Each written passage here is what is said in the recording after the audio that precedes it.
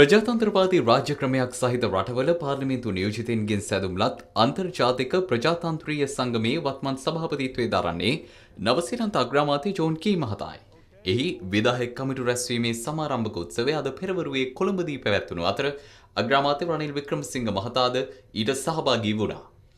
ඒ ආසියානු පැසිෆික් ප්‍රජාතන්ත්‍රීය සංගමයේ වත්මන් සභාපතිවරයා ලෙසයි. සාගල රත්නායක මලික් සමරවික්‍රම යන අමාත්‍යවරුන්ද මෙම අවස්ථාවට සහභාගී වුණා. Want to talk to us about. Also, I suppose, make mention that we live obviously in pretty interesting times. But one of the things that is starting to make a bit of progress around the world is trade. New Zealand's part of the 12 countries that formed the Trans-Pacific Partnership recently, along obviously with Canada, who are in the room with us, Australia, the United States, a great many countries. And I think there's a lot that can be done if we can start opening up those avenues of opportunity for our countries to do well. So that's an important part of what we're doing. Finally, we'll be going on later on in the session to look at new memberships. But I do want to make particular mention, we've got Ram here from the BJP in India. We are going to be a much stronger organisation when we have a representation from the ruling party in India. They're the second most populated country in the world, of course, and having a representative amongst us is all about broadening out the reach and the influence, I think, of the IDU. So notwithstanding that presentation will need to be made, and I'm sure a strong case will need to be put up, Ram, we want to welcome you. You're amongst friends, so make sure you enjoy your time that you're with us. So, Prime Minister, can I just pass the floor over to you? But before I do so, just to reiterate, firstly, the gratitude for the hosting that you've done. We've had a wonderful bilateral meeting. As I've mentioned since I've been here, I mean, the IDU was last in Sri Lanka in 2000, but actually I was last here in 2013 for the Commonwealth Heads of Government. And the country has gone from ahead enormously under your leadership in the last 12 months. It's obvious for everyone to see how successful Sri Lanka is becoming. We know that you've done tremendous work around peace and reconciliation. We know that those are challenging issues. And we also acknowledge at a personal level that you have been a very long-standing supporter of the IDU. As we discussed at dinner last night, you came into politics in 1977. So it's nearly 40 years of contribution to public life in Sri Lanka, and we just acknowledge all the things you've done. So thank you for having us in your country, for hosting us so generously, and pass the floor to you, but just acknowledge what you're doing in this most beautiful country. Thank you, Prime Minister. Here in Sri Lanka, you come at a special moment for us when, as I mentioned earlier, and you yourself aware, a new government has been formed, bringing together the two major parties to ensure that the process of democracy continues in the country and that we can repair and strengthen the institutions that have been damaged in the last decade. The functioning of democracy, as you all are aware, depends on a large number of institutions, not on us as individuals.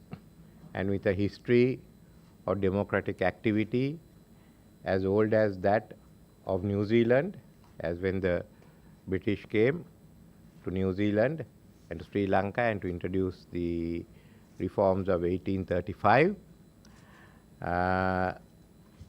the previous decade did more damage to us than whatever shortcomings we had in the previous period.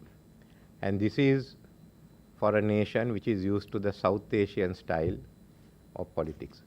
But with President Maithripala Sirisena, who leads the other party, heading a national government, we've also had the opportunity of becoming a highly competitive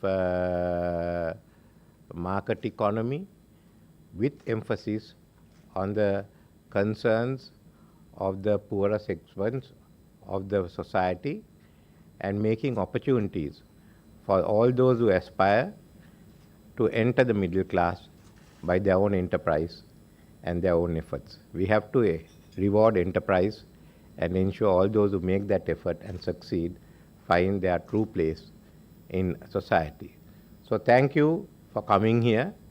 And also it gives me great pleasure that Colombo has become the venue when the largest democracy in the world, India, one of its major political parties and the present party in power, the BJP, has joined the IDU.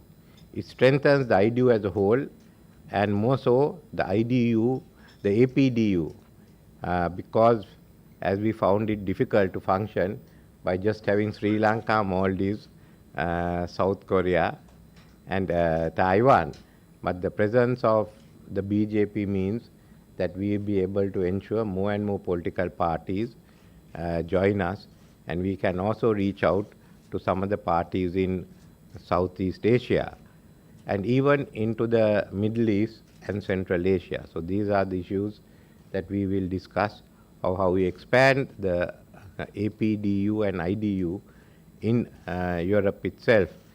Again, thank you for coming in here, and to have Prime Minister Keys and all of you. And I hope that we'll be able to see many of you come in to relax here and let us know and let the International Relations Division of the UNP be informed in advance. So as far as yesterday goes, you can't spend 24 hours doing politics. The UNP, the former President Jayawardena said, stop at 8 in the evening and start at 8 in the morning. So in between, sometimes life does become a cabaret. And, and I hope you all enjoyed it yesterday, and gives me great pleasure to have the Prime Minister of New Zealand presiding, because one of the beacons for us was the changes made by Margaret Thatcher, and at the most difficult time, it was New Zealand and Sri Lanka which stood by UK. So thank you again, Prime Minister.